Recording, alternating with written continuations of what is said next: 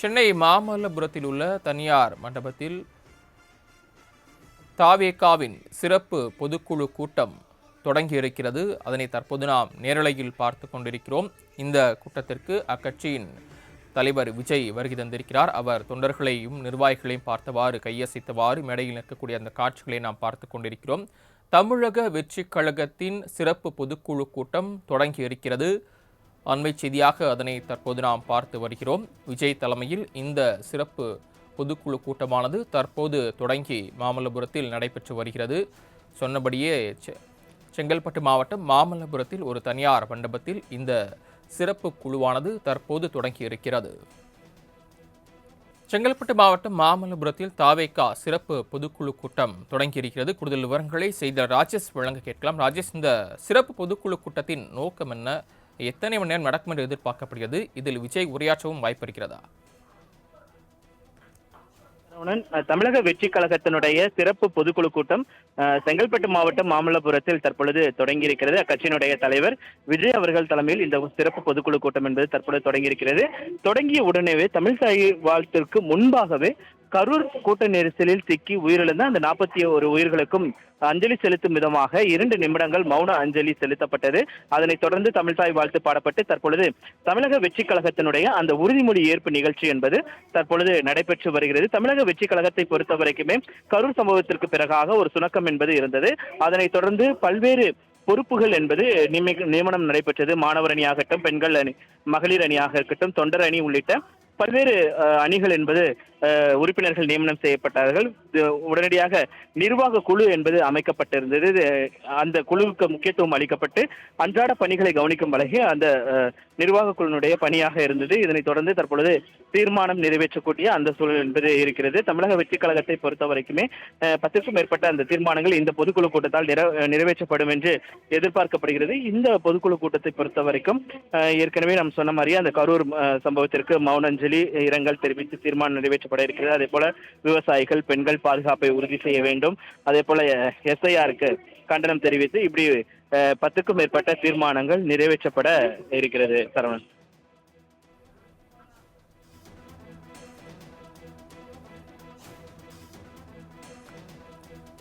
ராஜேஷ், நீங்கள் 10 தீர்மானங்கள் என்று குறிப்பிட்டீர்கள். இந்த 10 தீர்மானங்களில் முக்கிய தீர்மானங்கள் என்னென்ன என்று குறித்த தகவல்கள் வெளியாகி இருக்கிறதா? சமீபத்தில் இந்த கோயம்புத்தூரில் பாதிக்கப்பட்ட மாணவிக்காக பெண்கள் பாதுகாப்பற்ற நிலை தமிழகத்தில் நிலவுகிறது. உடனடியாக தமிழக அரசு இந்த விவகாரத்தில் தலையிட்டு உடனடியாக பெண்களுடைய பாதுகாப்பினை உறுதி செய்ய வேண்டும் என்ற தீர்மானம் இடம்பெறுவதற்கான வாய்ப்புகள் இருப்பதாக தகவல் வெளியாகி இருந்தது. அதே போல விவசாயிகள் கடந்த இந்த பருவமழை தொடங்கியதிலிருந்தே அந்த நெல் பயிர்கள் எல்லாம் பாதிக்கப்பட்டிருந்து முளைகிவிட்டு இருந்தது. விவசாயிகள் தங்களுடைய பயிர்களை இழந்து அவர்கள் தவிக்கக்கூடிய அந்த சூழல் என்பது ஏற்பட்டது. இதனை அடுத்துதான் அதற்கான தீர்மானம் நிறைவேற்றப்படுவதற்கான அந்த வாய்ப்புகள் இருப்பதாக தகவல் வெளியாகி இருக்கிறது.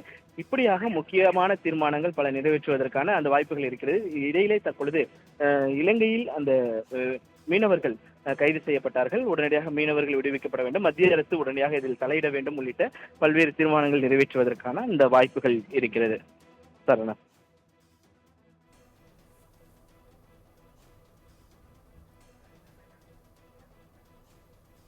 தாங்கள் வழங்கிய தகவல்களுக்கு நன்றி ராஜேஷ். நிர்வாகிகளும் கொள்கை தலைவர்களுக்கு மலர்தூவி மரியாதை செய்வார்கள். அதைத் தொடர்ந்து தமிழக வெற்றி கழகத்தின் கொள்கை பாடலுக்கு அனைவரும் எழுந்து நிற்போம். தாவேகாவின் கொள்கை தலைவர்கள் 5 பேருக்கு தாவேகாவின் நிறுவனரும் கட்சியின் தலைவருமான விஜய் மலர்தூவி மரியாதை செலுத்தியதை அடுத்து கட்சி நிர்வாகிகள் கொள்கை தலைவர்களுக்கு மலர்தூவி மரியாதை செலுத்தி வரக்கூடிய காட்சிகளை தற்போது நாம் பார்த்து கொண்டிருக்கிறோம். நிகழ்ச்சி தொடங்கியவுடன் கரூர் சம்பவத்தில் உயிரிழந்த 41 பேருக்கு அஞ்சலி செலுத்தும் விதமாக 2 நிமிடம் அனைவரும் எழுந்து நின்று அஞ்சலி செலுத்தினர். அதனைத் தொடர்ந்து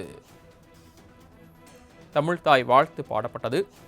தற்போது உறுதிமொழி ஏற்கப்பட்டதை தொடர்ந்து கட்சியின் கொள்கை தலைவர்களுக்கு தாவேகா தலைவர் விஜயை தொடர்ந்து கட்சி நிர்வாகிகள் மலர் தூவி மரியாதை செலுத்தி வரக்கூடிய அந்த காட்சிகளை தற்போது நாம் பார்த்து வருகிறோம். செங்கல்பட்டு மாவட்டம் மாமல்லபுரத்தில் தாவேகாவின் சிறப்பு பொதுக்குழு கூட்டம் தொடங்கியிருக்கிறது. தேர்தல் பணிகளை தீவிரப்படுத்துவதற்காக தாவேகா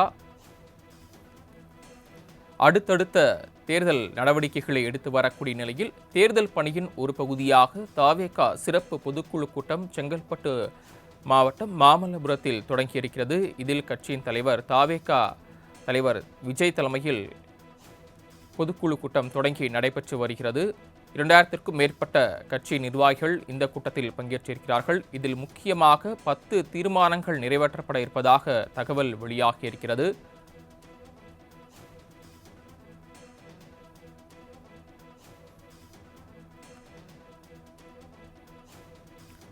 செப்டம்பர் 27ஆம் தேதி கரூரில் நடைபெற்ற தாவேகா பரப்புரையின் போது அதில் கலந்து கொண்ட விஜய் பேசிக்கொண்டே இருக்கும்போது கிளம்பியவுடன் ஏற்பட்ட கூட்ட நெரிசல் காரணமாக அதில் சிக்கி 41 பேர் பரிதாபமாக உயிரிழந்த நிலையில் அன்று தொடங்கி கிட்டத்தட்ட ஒரு மாதத்துக்கு மேலாக தாவேகா தலைவர் விஜய் பொது வெளியில் தோன்றாமல் இருந்து வந்த நிலையில் தற்போது முதன்முறையாக கரூர் சம்பவத்திற்கு பிறகு முதன்முறையாக மாமல்லபுரத்தில் நடைபெற்று வரும் அக்கட்சியின் சிறப்பு பொதுக்குழு கூட்டத்தில் தாவேகா தலைவர் விஜய் வந்திருக்கிறார்.